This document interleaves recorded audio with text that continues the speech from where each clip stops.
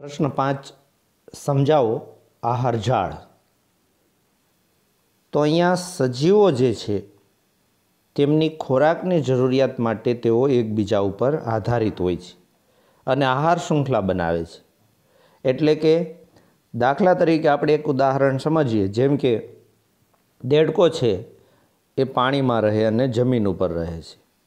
हवे आ जे छे ए देड़का छे ए कीटको उपर आधारित राखे छे। झीणी नानी नानी वनस्पति उपर जे कीटको होय छे एनी उपर देड़को आधारित होय छे, बराबर छे।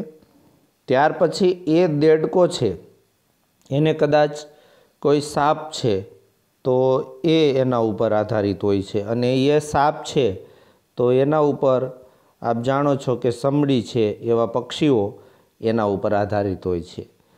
तो आ रीते एक आखी आहार श्रृंखला आ छे ए आहार सांकळ छे, पण आहार श्रृंखला एटले आ कीटको वनस्पति उपर होय उपरांत आ कीटको उपर अन्य पक्षी छे जेम के चकली छे, बराबर छे। तो ए प्राणीओ पण पक्षीओ आधारित होय छे आ कीटको उपर। कोई अन्य बीजा पक्षीओ छे ए चकली छे एनी उपर कदाच मोटा पक्षीओ अथवा तो अन्य कूतरू छे एनी झपटमां आवी जाय तो ए खाई जाय। तो आ रीते एक आखी आहार झाड़ एटले एक सजीव होय अहींया, बीजो सजीव अहींया होय, अहींया होय, अहींया आ रीते जुदा जुदा प्रकारना सजीव होय। तो आनी उपर आधार राखतो होय, आनी उपर होय अने आनी उपर होय, आनी उपर होय, आनी उपर होय, आनी उपर होय, आनी उपर होय, आनी उपर आ परस्पर अलग अलग रीते एकबीजा उपर संकळायेला होय, आधारित होय छे। तो आने आहार झाड़ कहेवाय, आ जे तमने देखाय छे, बराबर छे। अने आहार श्रृंखला छे, श्रृंखला एटले सांकळ थाय, जे मैं तमने शरूआतमां समजावी। दरेक निवसन तंत्र आगवी आहार श्रृंखला धरावे छे। एटले निवसन तंत्र एटले शुं? जेम के तमे दरियानी अंदर जाओ तो दरियामां जे सजीवो होय, माछली होय, करजला होय, झींगा होय के अन्य केटलाय प्रकारना जीवो होय, तो ये एक पाणीनुं अथवा तो समुद्रनुं निवसन तंत्र कहेवाय। तमे जंगलनी अंदर जाओ तो जंगलनी अंदर तमे केटला प्रकारना कीटक होय, गोकळगाय होय, पक्षीओ होय, प्राणीओ होय, वनस्पति होय, फूग होय, बेक्टेरिया होय, तो आ एकबीजा द्वारा जे रचे छे तंत्र एने कहेवाय निवसन तंत्र, पण ए जंगलनुं निवसन तंत्र छे। तो कुदरतमां प्राणीओना आहार संबंधो एटले आ जे अत्यारे आपणे पृथ्वी पर रहीए छीए ए तमाम प्राणी, एमां आपणे पण एक सामाजिक प्राणी छीए अने पक्षी छे ए पण प्राणी ज गणाय, बराबर छे। तो कुदरतमां प्राणीओना आहार संबंध एटले ए एकबीजा उपर आधार जे राखे छे ए सीधी श्रृंखला रूपे तमे समजावी न शको कि कोई पण वैज्ञानिक, कारण के एक पक्षी छे ए घऊनो दाणो पण चणी ले छे अने रोटलीनो टुकड़ो पण चणी ले छे, बराबर छे। उपरांत नानी ईयळो होय एवुं तो ए पण ए खाय छे। एटले एक पक्षी तरीके जो चकली छे ए 2-4 प्रकार के 5-10 प्रकारना जुदा जुदा आहार उपर आधारित होय छे। एटले एक सांकळ बनती नथी, सीधी रीते तमे समजावी न शको। दरेक पक्षी के प्राणी के मनुष्य होय के जीवजंतु ए एकबीजा उपर अने जुदी जुदी जग्याए अने जुदा जुदा खोराकना स्त्रोत पर आधारित होय छे। एटले एने सीधी श्रृंखला एटले सांकळ रूपे समजावी शकाता नथी। विविध आहार श्रृंखलाओनी लंबाई, हवे दाखला तरीके मैं तमने सौ प्रथम समजाव्युं के कीटको छे ए वनस्पति उपर आधार राखे, ए कीटको उपर देड़का छे, एना उपर साप छे, एनी उपर समड़ी छे, तो ए एक आहार श्रृंखला थई। तो एनी लंबाई अने जटिलता खूब भिन्न होय छे, एटले जुदी जुदी होय। एटले ए मैं जे तमने दृष्टांत आप्युं एनी लंबाई अलग होई शके अने अन्य बीजी कोई पण तमने जो याद होय अथवा तो तमने जो एवुं माइंड चालतुं होय तो ए जो तमे उदाहरण लेशो आहार श्रृंखलानुं तो एनी पण लंबाई अलग होई शके। जेम के गाय छे ए घास उपर आधारित छे मात्र। तमे जुओ एने कदाच बहुमां बहु तो गायने आपणे पेलुं रोटलीनो टुकड़ो आपीए अथवा तो खोळ आपीए, आवा लिमिटेड छे। तो एनी कदाच एनी उपर पछी गाय ज्यारे मृत्यु पामे छे त्यारे एनी उपर आधार राखे छे कोई बेक्टेरिया छे एनुं विघटन करवा माटे आवी जाय छे अथवा तो फूग छे ए सड़ववा माटे आवी जाय छे। तो आ रीते एनी जे लंबाई छे जटिलता कदाच ઓછી હશે અને મેં સૌપ્રથમ ઉદાહરણ આપ્યું એની જટિલતા થોડી વધારે હશે। તો આ રીતે આપણે સામાન્ય રીતે દરેક સજીવ બે અથવા વધારે પ્રકારના સજીવનો આહાર તરીકે ઉપયોગ કરે છે। મેં તમને સમજાવ્યું એમ ચકલીના ઉદાહરણ દ્વારા। અને અનેક પ્રકારના સજીવોનો આહાર બને છે। જેમ કે તમને મેં વાત કરી કે ભાઈ કીટકો છે, એ કીટક છે એ પોતે વનસ્પતિ ઉપર આધાર રાખે છે, પણ કીટક છે એ ચકલીનો આહાર બની જાય છે, અન્ય ઘણા બધા પક્ષીઓનો પણ આહાર બની જાય છે, અન્ય પ્રાણીઓનો પણ આહાર બની જાય છે। આથી સજીવોના આહાર સંબંધો શાખાયુક્ત હોય છે। મેં તમને સમજાવ્યું કે આ એક સજીવ છે એ આ અન્ય સજીવ ઉપર ઘણા ઉપર પણ આધાર રાખતો હોય છે, એટલે શાખાયુક્ત। આ જે બધું ડ્રો કર્યું છે એ શાખા કહેવાય, બરાબર છે। અને એ બધા એકબીજા ઉપર આધારિત હોય એટલે એક આખી જાળી રૂપ રચના બને, એને કહેવાય આહાર જાળ। તો આ પ્રશ્ન હતો આહાર જાળનો। પછી પ્રશ્ન 6 છે, ટૂંકમાં સમજાવો। જૈવિક વિશાલન, બહુ મસ્ત પ્રશ્ન છે, બોર્ડની અંદર પણ જૂના અભ્યાસક્રમમાં પણ પૂછાઈ ગયેલો પ્રશ્ન છે। જૈવિક એટલે જીવને લગતું। સજીવો એમની ખોરાકની જરૂરિયાત માટે એકબીજા ઉપર આધારિત હોય, જે હમણાં મેં તમને સમજાવ્યું, અને આહાર શૃંખલા બનાવે। આ આહાર શૃંખલા છે એના દ્વારા ઉર્જા અને પોષક દ્રવ્યો ક્રમશઃ ઉપલા પોષક સ્તરોમાં વહન પામે છે। આપણો પ્રથમ વિડીયો જે હતો એની અંદર તમે જો ધ્યાનથી સમજ્યા હોય તો આ રીતે તમને ખબર હશે કે આપણે એક ટ્રાયેંગલ દ્વારા એક રચના સમજાવેલી। આવી રીતે 4 પોષક સ્તરો હતા, એમાં સૌથી નીચલા પોષક સ્તરે વનસ્પતિ હતી, એની ઉપર શાકાહારી પ્રાણીઓ હતા, એની ઉપર એ શાકાહારી ઉપર નભતા પ્રાણીઓ હતા, અને સૌથી ઉપર ઉચ્ચ માંસાહારી પ્રાણીઓ હતા। એ તમે શીખી ગયા છો। તો આ પોષક સ્તરો છે। તો જેમ જેમ તમે ઉપર જશો એમ વહન પામતી જશે ઉર્જા। એટલે વનસ્પતિ છે એમાંથી ઉર્જા શાકાહારી પ્રાણીમાં જશે, એમાંથી માંસાહારી એના અંદરથી ઉચ્ચ માંસાહારી પ્રાણીઓમાં જશે। ત્યાર પછી જો નિવસન તંત્રમાં જૈવિક ઘટકોમાં જૈવિક નહીં પણ જૈવ અવિઘટનીય ઘટકો પ્રવેશે તો ઉપલા પોષક સ્તરમાં તેની સાંદ્રતામાં વધારો થતો રહે છે।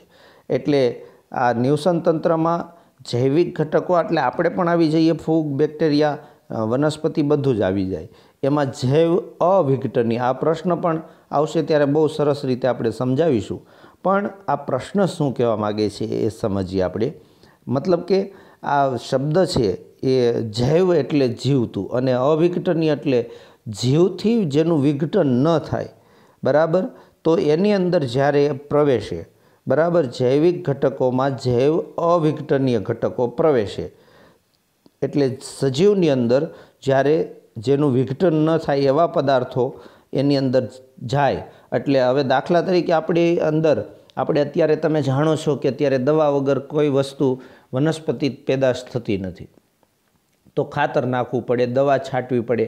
તો એ દવાની અંદર કે ખાતરની અંદર કે અન્ય રસાયણોની અંદર એટલા બધા ઝેરી પદાર્થો હોય છે, જૈવ અવિઘટનીય, જેનું વિઘટન નથી થતું, એવા ઘણા બધા પદાર્થો છે કે જે આપણે ખોરાક દ્વારા શરીરમાં જાય તો આપણા શરીરમાં જઈ અને એનું વિઘટન ન થાય।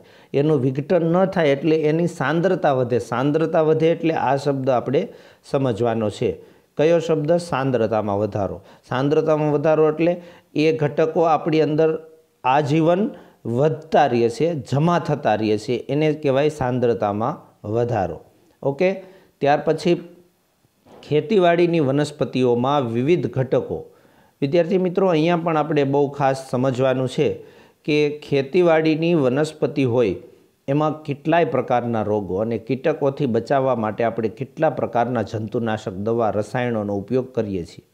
તો આ રસાયણો છે એ ભૂમિ અને પાણીમાં ભળે। ભૂમિ એટલે જમીન, ત્યાંથી વનસ્પતિમાં પ્રવેશે, ત્યાંથી તૃણાહારી પ્રાણીઓમાં પ્રવેશે, ત્યાંથી માંસાહારીમાં પ્રવેશે। આ રસાયણો જૈવ અવિઘટનીય છે, એટલે કે એનું વિઘટન થતું નથી। એટલે દરેક પોષક સ્તરમાં, એટલે વનસ્પતિમાંથી શાકાહારીમાં, ત્યાંથી માંસાહારીમાં, ત્યાંથી ઉચ્ચ માંસાહારીમાં, એ રીતે વધારેમાં વધારે સંગ્રહ પામતા જાય છે, જેમ ઉપલા સ્તરમાં જાય એમ। એને કહેવાય જૈવિક વિશાલન. વિશાલન એટલે વિશાળતા થવી. એટલે જૈવિક વિશાલન એટલે સજીવની અંદર એ અમુક જે પદાર્થો છે જે જૈવ અવિઘટનીય છે એનો વધારો થતો જવો એને કહેવાય જૈવિક વિશાલન. પ્રશ્ન 7, ઓઝોન સ્તરનું નિર્માણ અગત્ય અને કેવી રીતે વિઘટન પામે છે એ સમજાવો. ઓઝોન સ્તર વિશે આપણે ધોરણ 8 અને 9માં શીખી ગયા છીએ. ઓઝોન સ્તર વાતાવરણના ઉપલા સ્તરમાં આવેલું છે. મિત્રો, તમે જાણો છો કે પૃથ્વી છે એની ફરતે ઘણા પ્રકારના આવરણ છે. આપ જાણો છો કે નહીં? પૃથ્વી હોય તો પૃથ્વીને આપણે ચાલો બ્લુ કલરની આમ ડ્રો કરી દઈએ. ત્યાર પછી એની ઉપર વાતાવરણના સ્તરો આપણે બતાવવા છે. તો સૌથી પહેલાં આવશે ટ્રોપોસ્ફિયર, ત્યાર પછી સ્ટ્રેટોસ્ફિયર, પછી મેસોસ્ફિયર, પછી થર્મોસ્ફિયર. આપ જાણો છો ને? તો એની અંદર ઓઝોન જે આવેલો છે એ ઓઝોન છે એ વાતાવરણના સૌથી ઉપલા સ્તરમાં છે. એટલે થર્મોસ્ફિયરમાં તો નહીં પણ કદાચ સ્ટ્રેટોસ્ફિયરમાં આવશે. અને ઓઝોન એટલે શું? તો ઓઝોન એટલે બીજું કંઈ નહીં, ઓક્સિજનના 3 પરમાણુ એટલે O3 એટલે ઓઝોન, બીજું કંઈ નહીં. ઓક્સિજન છે એના 3 પરમાણુ એટલે ઓક્સિજન છે એના અણુ ઉપર પારજાંબલી કિરણો. હવે આપ જાણો છો કે આપણે એને ડ્રો કરીએ ચાલો સૂર્યને આ રીતે. આ સૂર્ય છે એની અંદરથી જ્યારે કિરણો આમ પૃથ્વી ઉપર આવે ત્યારે એ કિરણોમાંથી પારજાંબલી એટલે આ જે મેં કલર ડ્રો કરેલો છે ફરતી બાજુ એ જાંબલી એટલે એ ટાઈપના પારજાંબલી વિકિરણો જે આપણને દેખાય નહીં એ કિરણોની અસરથી ઓઝોન બને છે. એટલે શું થાય? ઓક્સિજન તો હોય જ પૃથ્વી ઉપર, એ તો આપ જાણો છો ને. તો ઓક્સિજન છે એની સાથે એક પહેલાં તો સૌપ્રથમ ઓક્સિજનનું વિઘટન થશે. એટલે ઓક્સિજન છે આ જે એ 2 ઓક્સિજન પરમાણુમાં વિઘટન થશે. પછી એ બીજા કોઈ ઓક્સિજનનો પરમાણુ હશે, અણુ હશે, તો એમાંથી બીજા 2 ઓક્સિજનો આ રીતે અલગ પડશે. એટલે શું થશે? આ એક ઓક્સિજન, બીજો અને ત્રીજો, આ ત્રણેય ભેગા થઈ અને ઓઝોન બની જશે. ઓકે, તો ઊંચી ઉર્જાવાળા પારજાંબલી વિકિરણો ઓક્સિજન અણુનું વિઘટન કરે, મેં તમને હમણાં સમજાવ્યું એમ, અને સ્વતંત્ર ઓક્સિજન પરમાણુ બનાવે. સામાન્ય રીતે વાતાવરણમાં ઓક્સિજનનો સ્વતંત્ર પરમાણુ નથી, O2 છે, ખાલી O નથી.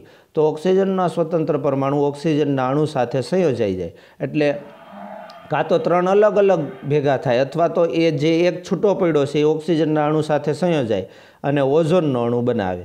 હવે ઓઝોનનું સ્તર પણ મેં તમને બતાવી દીધું, સૌથી ઉપર હોય છે.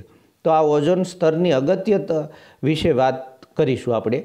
તો સૂર્યમાંથી આવતા પારજાંબલી વિકિરણો સામે ઓઝોન સ્તર પૃથ્વીની ફરતે રક્ષણાત્મક આવરણ બનાવે છે. આપ જાણો છો કે પારજાંબલી કિરણો એમાંથી ગળાઈને આવે છે.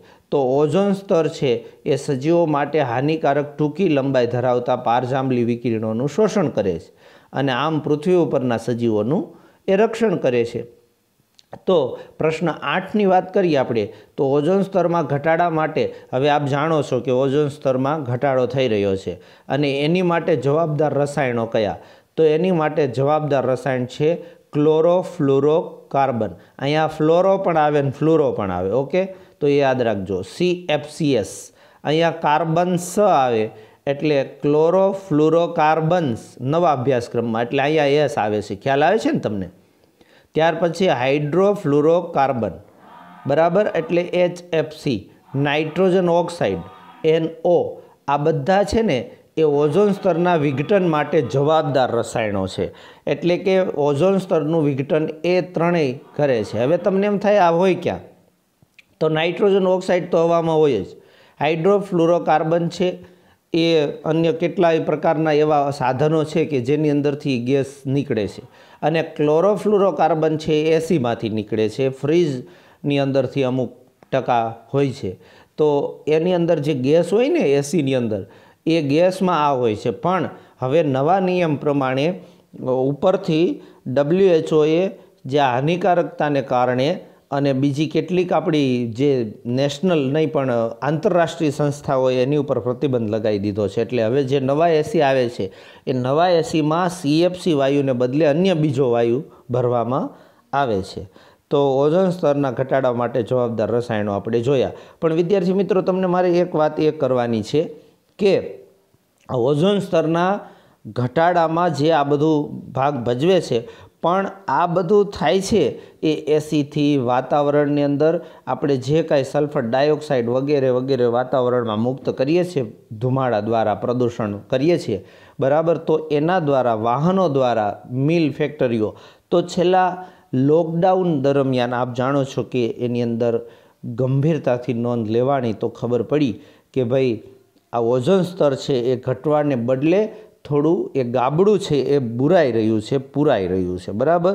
તો નકામા કચરાના પ્રકાર પ્રશ્ન 9 આપણે સમજી લઈએ. સાથે સાથે અનૈચ્છિક બિનઉપયોગી વધારાની વસ્તુઓ કે ઘરગથ્થુ સાધનો કે કચરો. આપ જાણો છો કે અનૈચ્છિક એટલે શું?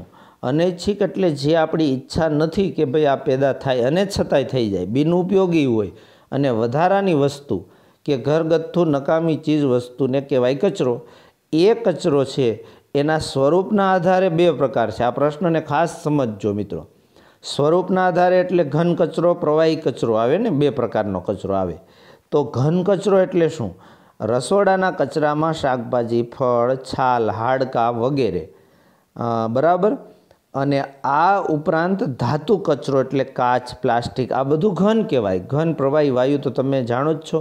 પ્રવાહી કચરો છે એમાં પાણી આવે, એમાં ઘર વપરાશનું પાણી, ગટરનું પાણી વગેરે. અને વિઘટનના આધારે કચરાના પાછા 2 પ્રકાર છે, જૈવ વિઘટનીય અને જૈવ અવિઘટનીય. તો તમને એમ થશે કે જૈવ વિઘટનીય એટલે શું? તો જે કચરો જૈવિક પ્રક્રિયા દ્વારા, એટલે બેક્ટેરિયા કે ફૂગ દ્વારા કે કોઈ પણ સજીવો દ્વારા જો એનું વિઘટન થઈ જાય તો એને કહેવાય જૈવ વિઘટનીય કચરો. એટલે હું તમને બહુ મસ્ત ઉદાહરણ આપીશ. આપણે શાકભાજી હોય, ફળ હોય, કાગળ હોય કે માનવ મળ હોય કે પ્રાણીઓનું મળ હોય, બરાબર છે, એ જ રસ્તા ઉપર ચાલો નાખી દો, ફેંકી દો, તો એ થોડા સમય પછી એ સડતું જશે. પહેલાં એમાં વાસ આવશે એટલે બેક્ટેરિયા, ફૂગ હાજર થાય, ત્યાર પછી એનું વિઘટન થઈ જાય, પછી એ ધૂળ થઈ જાય, પછી એની વાસ બદબૂ રહેતી નથી. એનો મતલબ કે એનું વિઘટન થઈ ગયું. તો જૈવ અવિઘટનીય કચરો એટલે શું? તો આપ જાણો છો કે જે કચરો જૈવિક પ્રક્રિયા દ્વારા, હમણાં મેં વાત કરી કે વિઘટન થાય એને જૈવ વિઘટનીય. તો આ સવાલ જો તમે શીખી લેશો ને એટલે આ તમને ફટાફટ આવડી જશે. જે કચરો જૈવિક પ્રક્રિયા દ્વારા વિઘટન કરી શકાય નહીં, લગાડી દેવાનું, એને કહેવાય જૈવિક અથવા જૈવ અવિઘટનીય કચરો. હવે એમાં શું આવે? તો એમાં આવે કાચ, કારણ કે એનું વિઘટન ન થાય. પછી ભંગાર છે, લોખંડ છે, બરાબર. આ જેટલો પણ પ્લાસ્ટિક છે એ જૈવ અવિઘટનીય, લાખો કરોડો વર્ષ સુધી એનું વિઘટન થતું નથી. પ્રશ્ન 10 છે, શા માટે કેટલાક પદાર્થો જૈવ વિઘટનીય હોય જ્યારે કેટલાક પદાર્થો જૈવ અવિઘટનીય હોય? આપ જાણો છો કે કેટલાક પદાર્થો જેવા કે કાગળ, શાકભાજીની છાલ વગેરે સૂક્ષ્મજીવો દ્વારા વિઘટન થઈ શકે છે, એટલે એને કહેવાય જૈવ વિઘટનીય. એટલે બંને સવાલ 9 અને 10 બે સેમ ટુ સેમ જેવા જ છે. કેટલાક પદાર્થો જેવા કે પ્લાસ્ટિક, પોલિથીન વગેરે સૂક્ષ્મજીવો દ્વારા વિઘટન થઈ શકતું નથી, એટલે એવા પદાર્થોને આપણે કહીશું જૈવ અવિઘટનીય પદાર્થો. ઓકે, તો અહીંયા 10 પ્રશ્નો આપણે સરસ રીતે સમજી ગયા. Thank you very much.